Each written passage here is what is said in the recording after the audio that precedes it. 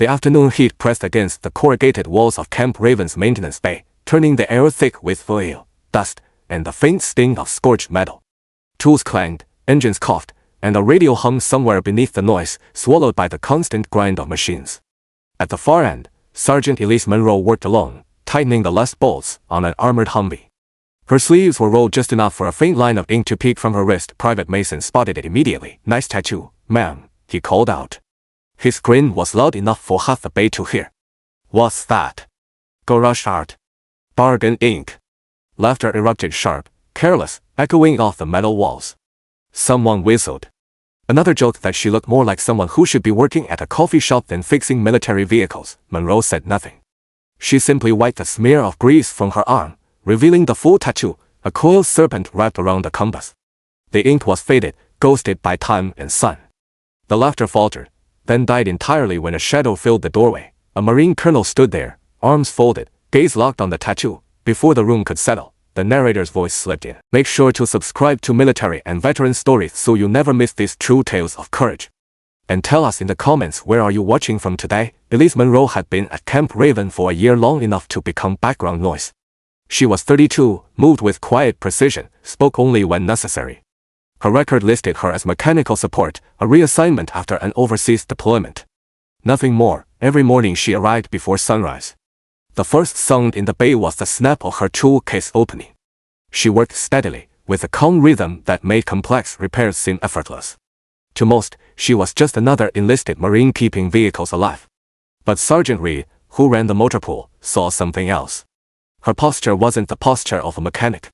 It was the posture of someone trained to move under fire. He had tested her once. A Humvee engine backfired, loud enough to make two recruits flinch and curse. Monroe didn't blink. "You've seen worse than engines blowing up, haven't you, Sergeant?" Reed joked. She gave a small smile. "Something like that, sir."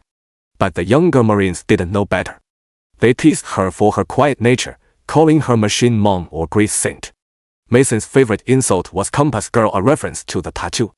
She never responded, and her silence only encouraged them. At night, she returned to a small off-base apartment. One room, one table, one photograph, on the wall 6 people in combat gear, faces blurred by dust. The corners of the picture were bent. Beneath her wrist, the serpent and compass tattoo traced memories she refused to revisit. It had once been a mark of pride, earned by only a handful of operatives from Task Meridian, a covert unit erased from every database. 7 operatives went into the final mission. Only 6 came back. Officially, none of them ever existed. Afterward, the team scattered desk jobs, quiet discharges, new identities. Monroe was given a choice: stay visible and risk exposure, or disappear into technical service. She chose the shadows, but instincts don't fade. Every clang in the bay pressed on her nerves. Every shift in patrol routes caught her attention. Reed noticed the exhaustion behind her eyes. "You ever take a break?" He asked. "Breaks," she replied, "are for people who can afford to stop paying attention." Word spread that a new commanding officer was arriving. Colonel Nathan Hale. To most, the name meant nothing. But Monroe froze when she heard it. She'd heard the name once before over a comm radio channel in another desert. Hale to Meridian. Extraction window closing, then static. Then silence. When he arrived days later, she didn't look up, but the rhythm of her wrench slowed slightly. Colonel Hale's first inspection came without warning. His boots echoed down the hangar at noon, and even seasoned Marines straightened under the weight of his presence. He moved slowly, examining posture, readiness, discipline. When he reached Monroe's bay, Mason smirked. "Guess mechanics come with souvenirs now." He joked, nodding at her tattoo. "You inked that yourself, or did the wrench slit?" Laughter bubbled again until Hale's eyes caught the serpent and compass on her arm. He froze. His jaw tightened. "Where did you get that mark, Sergeant?" The entire bay went silent. "Old team symbol, sir," she replied softly. "Nothing official." Hale dismissed the others sharply.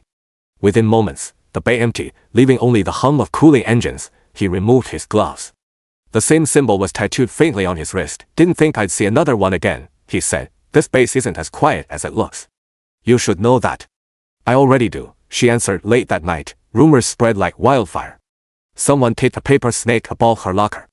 Someone else left a compass drawing on her workbench. Monroe ignored it, but her instinct sharpened. The next day she noticed a man sitting alone at the chow hole, too calm, too still, posture wrong.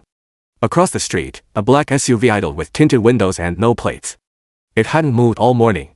Back at the motor pool, Reed noticed her scanning the area. You expecting someone? No, she said quietly. But tell the others to stay alert. That evening, while inventorying the tool cage, she found a folded note. You were supposed to stay dead. Her mask cracked. She slipped the note into her pocket, left the hanger calmly, but her pulse hammered through her skull. At home that night, the lights flickered. The refrigerator hummed to silence. Then came the distant thump of rotor blades. Surveillance. Pressure. A message. Task Meridian was not as dead as the world believed. By 0700 the next morning, she walked to headquarters and demanded to see Colonel Hale. When they were alone, he opened a sealed black folder. Inside were surveillance photos of Meridian survivors. Harper, Jackson, Reyes, and Briggs, tagged deceased. They're hunting us, Monroe whispered. Hale nodded. And we're next. She stood straighter, old instincts locking into place. Then we start with the living. That night she packed a single duffel.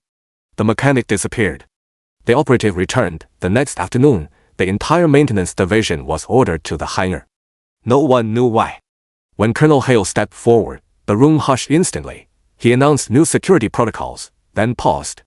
Slowly, he unbuttoned his jacket and rolled up his sleeve. Gasps rippled across the room. The same serpent and compass gleamed on his arm. That emblem, Hale said, belonged to one of the finest covert units this country ever fielded. It was called Task Meridian. He looked at Monroe. Sergeant Elise Monroe was one of its best. Silence swallowed the room. Mason's smirk vanished. Tools froze in midair. The tattoo they mocked had become a symbol of survival, sacrifice, and history written in blood. Hale stepped toward her, boots echoing. When the mountains swallowed our team whole, she brought 3 of us back. I owe her my love, and so do people who will never know her name. He saluted her. A crisp, absolute gesture given out of honor, not rank. The entire hangar snapped to attention. Monroe held still for a moment, then lifted her hand and returned the salute, a motion small, simple, and thunderous in its meaning. The room didn't just see a mechanic anymore, they saw who she really was.